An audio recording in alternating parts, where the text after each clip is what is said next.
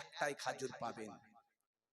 হযরতে সালমান ফার্সি রাদিয়াল্লাহু তাআলা আনহু তিনি ছিলেন একজন অগ্নি পূজকের সন্তান, যাকে আরবিতে বলা হয় মাজুসি।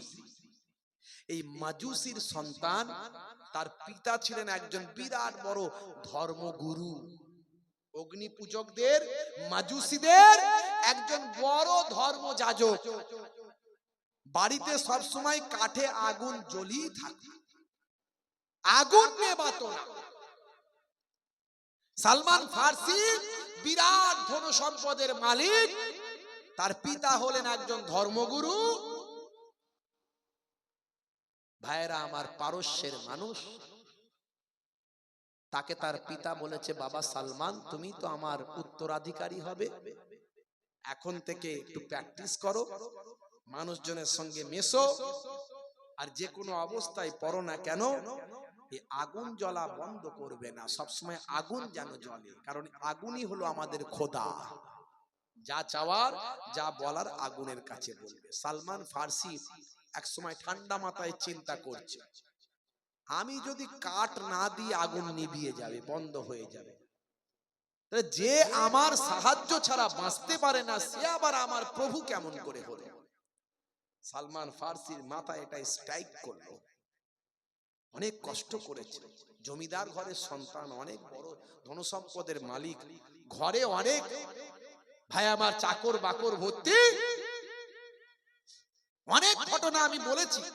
সালমান ফার্সির লাইফ হিস্ট্রি আমি বলেছি, ইন্টারনেটে পাবেন। এখন তো এই জন্যই বলি, ওয়াজ বেশি শোনার দরকার নাই, অল্প শুনবেন, কিন্তু মন দিয়ে শুনবেন, সেটাকে আমল করবেন। এটা আমার কথা নয়, আমার নানাজান ফুরফুরা শরীফের ছোট হুজুর কেবলার কথা নয়, আমার দাদাজান মায়াপুর পিন্নাগরি হুজুর কেবলার কথা নয়, কথাটা স্বয়ং দোজাহানের বাদশার কথা। দয়ার নবী বলছেন, তাদারিসুল ইলম, ইলমের দার্স নাও, ফিল লাইল, রাতের বেলা, সাতান, 1 ঘন্টা। এই 1 ঘন্টা যদি দিনের দার্স নিতে পারো, তাহলে রাতের বেলা 1 ঘন্টা যদি কোরআন হাদিসের আলোচনাটা যদি শুনতে পারো, বক্তা যদি বলার মতো বলতে পারে, শ্রোতা যদি শোনার মতো শুনতে পারে, আল্লাহর নবী বলছেন, খায়রুম মিন আহিয়াইহা, সারা জীবন যত নফল ইবাদত করেছো, তার থেকে 1 ঘন্টার আলোচনা শোনাটা সবচেয়ে বড় ইবাদত। জোরে বলা যাবে না সুবহানাল্লাহ? এই জন্য বলি, 2 দিন আলোচনা শুনছেন, মাশাআল্লাহ, খুব ভালো, খারাপ বলছি না আমি। অনেক বেশি ওয়াজ শুনছেন, কিন্তু কতটা গ্রহণ করতে পারছেন সেটা ভাবতে হবে। ভাইরা আমার, তরুণ যুবকেরা আমার, মুরব্বিয়ানেরা আমার, মুসলমান, হযরতে সালমান ফার্সি অনেক কষ্ট, ব্যথা, যন্ত্রণা সব কিছুকে আরাম আয়েশ ত্যাগ করে, অনেক যন্ত্রণা কষ্ট ভোগ করে, তাকে পায়ে বেড়ি বেঁধে রাখা হয়েছিল, সব ছিঁড়ে খুলে এক সময় মদিনা শরীফ পর্যন্ত চলে এসেছিলেন। একজন বড় ধর্মযাজক বলেছিলেন, বাবা সালমান, আমি তোমার সঙ্গে প্রতারণা করব না, তোমাকে ঠকাবো না, তুমি যে আল্লাহকে পেতে চাইছো, সেই আল্লাহর সন্ধান, মহান প্রভুর সন্ধান একজন তোমাকে দিতে পারে, তিনি আসবেন আরবের জমিনে। জোরে হবে না? যে জায়গায় তিনি আসবেন, সেখানে ঘন ঘন খেজুর গাছের বাগান থাকবে। এই ওয়াজ আমি করেছি, নতুন করে আর রিভাইজ দেব না, ইন্টারনেটে 20-25 হাজার বক্তব্য আছে, যার ওয়াজ চালাবেন শুনতে পাবেন, খালি নামটা লিখতে অপেক্ষা। আমি আর নতুন করে বলবো না, অন্য কথা বলছিলাম, বলবো। যেখানে তিনি আসবেন, ঘন ঘন খেজুর গাছের বাগান পাবে, আর সেই মানুষটাকে তার সঙ্গী সাথীরা ঘিরে রাখবে, ভক্তি করবে, ভালোবাসা দেখাবে। যখন তুমি বুঝতে পারবে সেটাই হলো সেই মানুষ, তখন তার কাছে গিয়ে যদি তুমি কোনো সাদকার খানা খাবার দাও, সাদকা যদি দাও তার কাছে, হুজুর আমি আপনার জন্য, বাবা এটা আপনার জন্য নিয়েছি, যে আমার সাদকার তোহফা, সাদকার খানা, তিনি সাদকার খানা নেবেন না, খাবেন না। আর যদি তুমি তাকে তোহফা দাও তিনি তোহফা গ্রহণ করবে। বাবা সালমান এগুলো পরীক্ষা করে নেবে, কিন্তু আমি তোমাকে ঠকাচ্ছি না। আমি তাওরাত ইনজিল জাবুরে যার সম্পর্কে পড়েছি আমি তোমাকে বলছি। আর একটা শেষ মনে রাখবে, তার পিঠে কাঁধের নিচে একটা ডিমের মতো স্ট্যাম্প মারা থাকবে, তাতে লেখা থাকবে মুহাম্মদ রাসূল আল্লাহ। জোরে বলুন সুবহানাল্লাহ। মুহাম্মাদুর রাসূলুল্লাহ। এই স্ট্যাম্প যতক্ষণ না দেখতে পাচ্ছ বাবা সালমান, ততক্ষণ তুমি তার হাতে হাত দিয়ে তার শিষ্যত্ব গ্রহণ করবে না। হযরত সালমান ফার্সি এটা পেতে অনেক কষ্ট হয়েছিল।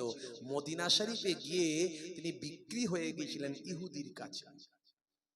এই ইহুদির কাছে বিক্রি হয়ে গিয়েছিলেন, বণিকদের সঙ্গে আরবে যাচ্ছিলেন, খুঁজে খুঁজে বণিকরা দেখলো এত সুন্দর সুপুরুষ জওয়ান। তখনকার যুগে এখন যেমন গরু ছাগল বিক্রি হয়, তখন মানুষ বিক্রি হতো। এই বণিকরা মদিনার বাজারে নিয়ে গিয়ে সালমান ফার্সিকে একজন ইহুদির কাছে বিক্রি করে দিয়েছে। তখন সালমান ফার্সি বুঝতে পেরে গেছেন, আহারে আমার বাড়িতে কত চাকর বাকর, আর আমি আজকে অন্যের বাকির চাকর হয়ে গেলাম, আমাকে বিক্রি করে দেওয়া হয়েছে। কিন্তু নিরুপায়, কোনো উপায় নাই, কিচ্ছু করার নাই। সালমান ফার্সি চিন্তা করলেন, আমি তো আল্লাহকে পাওয়ার জন্য, মহান প্রভুকে খোঁজার জন্য আমি অন্যের বাড়ির চাকর হয়েছি, এতে আমার কোনো দুঃখ নাই। অনেক ঘটনা।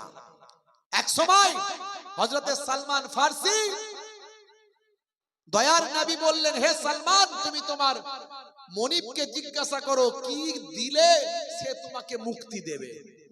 নবীকে তো পেয়ে গেছে, নবীর দরবারে মাঝে মাঝে যায়, ছুটি ছাটা পেলেই চলে যায়। একটা ছুটি আছে বাবু, সব পরীক্ষা নিরীক্ষা করে নিয়েছেন, অনেক আলোচনা, আমি সেদিকে বলছি না, সংক্ষেপ করব। হে তরুণ যুবকেরা, হে আমার বন্ধুরা, শুনে রেখে দিন বাবা, জেনে রেখে দেন। এমন সময় সালমান ফার্সি আশায় বুক ভরা আশা নিয়ে তার ইহুদি মনিবকে বললেন, ও আমার মনিব, আমি দীর্ঘদিন আপনার কাছে থাকলাম, কিন্তু আমি আপনার কাছ থেকে মুক্তি পেতে চাই, আমি আপনার দাসত্ব থেকে মুক্তি পেতে চাই। বলেন আপনাকে কি দিলে আপনি আমাকে মুক্ত করবেন। এমন সময় সালমান ফার্সির ইহুদি মনিব বলেছিল, যদি মুক্তি তোমাকে নিতে হয়, আমার কাছ থেকে যদি তোমাকে আজাদ হতে হয়, তাহলে শোনো, 600 দিরহাম লাগবে, আর 300টা খাজুর তোমাকে গাছ লাগিয়ে দিতে হবে। সেই গাছ ফল হবে, একটাও গাছ যদি পোট হয়ে যায়, একটাও গাছ যদি মিস হয়ে যায়, আবার একটা গাছ লাগিয়ে দিতে হবে। এইভাবে 300টা গাছ লাগিয়ে সেই গাছের ফল করে দেখিয়ে দিতে হবে। যতক্ষণ না ফল হয় ততক্ষণ তোমার মুক্তি নাই। 600 দিরহাম, 300টা খাজুরের গাছ, একটা গাছ মরে গেলে আবার গাছ লাগাতে হবে, গাছ লাগিয়ে ফল হবে, প্রত্যেকটা গাছের ফল হলে তবে তোমাকে ছাড়বো। তার মানে ইহুদি চেয়েছে এমন শর্ত দেব যাতে সালমান নাজাত না পায়, সালমান ফার্সি হুজুর যাতে মুক্তি না পায়, যাতে আজাদ না হতে পারে, এমন একটা শর্ত দিল। হে তরুণ যুবকেরা, হযরত সালমান ফার্সি আল্লাহর নবীর কাছে এসে বলে, ইয়া রাসূলুল্লাহ, হাবিব আল্লাহ, আমার আর আজাদ হওয়া হবে না। কেন সালমান, কি হয়েছে? তুমি কি তোমার মনিবকে বলেছিলে? জি হুজুর, বলেছিলাম মনিবকে, কিন্তু আমার মনিব বলেছে এই এই শর্ত দিয়েছে হুজুর। আল্লাহর নবী বললেন, হে বাবা সালমান শোনো, চলো তুমি চিন্তা করো না, আমি হযরতে আলীকে নিয়ে আর তোমাকে নিয়ে যাচ্ছি ইহুদির কাছে। ওই ইহুদি তোমাকে খাজুর চারা দেবে বলেছে। বলে হ্যাঁ হুজুর, যাও খাজুর ওই গাছগুলো বা খাজুরগুলো বীজগুলো নিয়ে নাও।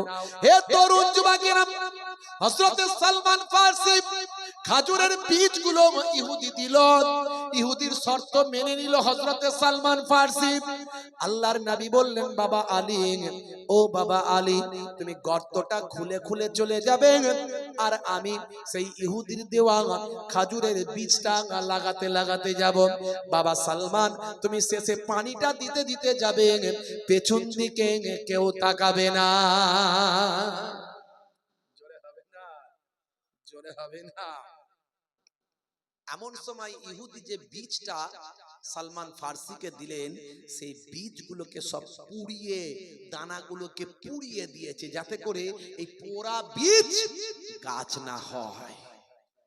আল্লাহর নবীর কাছে যখন হযরতে সালমান ফারসি ইহুদির দেওয়া চোখ পড়া পানি, বুক পড়া বেদনা নিয়ে পোড়া বীজগুলো যখন আল্লাহর নবীর হাতে দিলেন, আল্লাহর নবী বীজগুলো দেখে বললেন, ওই জালেম ইহুদি সে চাই না তুমি মুক্তি পাও, তাই সে বীজগুলোকে পুড়িয়ে দিয়েছে, যাতে করে এই পোড়া বীজ থেকে গাছ না হয়। তবে সালমান, তুমি চিন্তা করো না, আমি দয়ার নবী দোয়া চাইবো, আমার আল্লাহ এতে কি গাছ দিয়ে দেবেন। হে তরুণ যুবকেরা, হে আমার মুরব্বিয়ানেরা, হযরতে আলী মুর্তজা কারামাল্লাহু ওয়াজহু গর্ত খুলতে খুলতে গেলেন। আল্লাহর নবী বীজগুলো বপন করতে করতে গেলেন, মাটিটা চাপা দিতে দিতে গেলেন। সালমান ফারসিকে বললেন, পানিটা দিতে দিতে এসো বাবা, তবে মনে রেখো পেছন দিকে তাকাবে না। হে তরুণ যুবকেরা, সব বীজগুলো যখন বসানো হয়েছে, শেষ হয়ে গেল বীজ বসা, পেছন দিকে আল্লাহর নবী বললেন, এবার তাকিয়ে দেখো, প্রত্যেকটা বীজ থেকে আমার আল্লাহর কুদরতি ক্ষমতায় নবীর ওসিলায় গাছ হয়ে ফল খানা ধরে গিয়েছে, আর প্রত্যেকটা ফল হলো আজওয়া খাজুর। জোরে হবে না, জোরে হবে না। এই হলো আজওয়া খাজুরের ইতিহাস। আল্লাহর নবী বলেছেন সাহাবীকে, এই সাহাবী, তোমার বুকে ব্যথা, তোমার বুকে ব্যথা, আজওয়া খাজুর খাও, আল্লাহ তোমার স্বাস্থ্য ভালো করে দেবে। জোরে হবে না ভাইরা আমার। আর একটা খাজুর খাবেন, মক্কা শরীফ মদিনা শরীফে গেলে সেই খাজুরটার বীজ নাই। ভাই, এমন কোন ফল পৃথিবীতে পেয়েছেন যে ফলের বীজ নাই? হ্যাঁ, দেখেছেন বীজ নাই এরকম ফল পেয়েছেন বাপ? খাজুর একটা আছে যে ফলের বীজ নাই। আপনাদের আর জানা আছে কিনা জানি না, বীজ ছাড়া ফল এরকম আছে কিনা আমি জানি না, বললে হয়তো মনে পড়ে যাবে। কিন্তু এই ফলটার, এই খাজুরটার ভিতরে বীজ পাবেন না। এরও অনেক বড় ইতিহাস, আমি বলতে যাচ্ছি না এখন। আবু জাহিল তো মাঝে মাঝে আমার নবীর উপর জুলুম করত, শুধু পরীক্ষা করত। একদিন খাজুর থেকে বীজটাকে ফেলে দিয়ে বলে, বাবা মুহাম্মদ, তোমার দেখছি এই জাদু মন্ত্র সব জায়গায় চলছে, গাছকে ডাকলে গাছ চলে আসে, হাতের ভিতর থেকে ধুলো বালিয়ে তোমাকে সাক্ষী দিয়ে তোমাকে তোমার কলেমা পড়ে নেয়, হ্যাঁ, তুমি আকাশের দিকে চাঁদের দিকে আঙুল দিয়ে ইশারা করলে চাঁদও এ হয়ে যায়, কি বলে, দুখানা হয়ে যায়। তোমার জাদু দেখছি সব জায়গায় চলছে। বাবা মুহাম্মদ, এই খাজুরের বীজ ছাড়া খেজুর তোমাকে দিচ্ছি, এটা বসিয়ে যদি তুমি গাছ বানিয়ে দিতে পারো, জানবো তুমি সত্যি সত্যি নবী।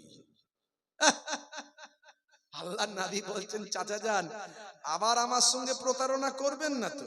ঠিকঠাক মানবেন তো? বিশ্বাস করবেন তো যে আল্লাহ আমাকে নবী বানিয়েছে? বিশ্বাস করবেন? হ্যাঁ বাবা, বিশ্বাস করবেন।